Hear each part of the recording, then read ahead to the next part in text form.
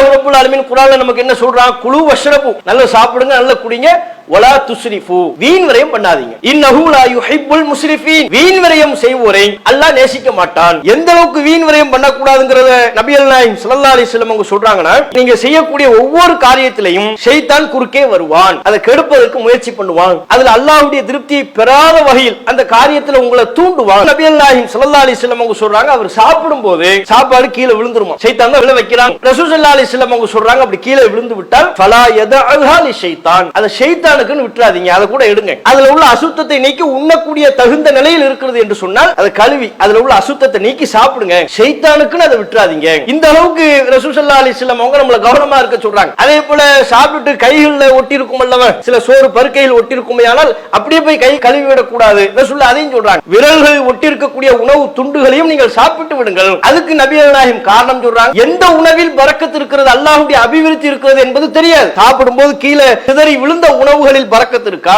நம்முடைய கைகளில் ஒட்டி கொண்டிருக்கிற உணவில் பரக்கத்து இருக்கா, அல்லது நம்ம தட்டுல இருந்து எந்த உணவை சாப்பிட்டோமோ அதில் பரக்கத்து இருக்கா தெரியாது. எதையுமே வீண் விரயம் பண்ணாதீங்க. அப்போ ரசூல் ஸல்லல்லாஹு அலைஹி வஸல்லம் அவங்க சாப்பிடும்போது கூட வீண் விரயம் பண்ணக்கூடாதுங்கிறாங்க.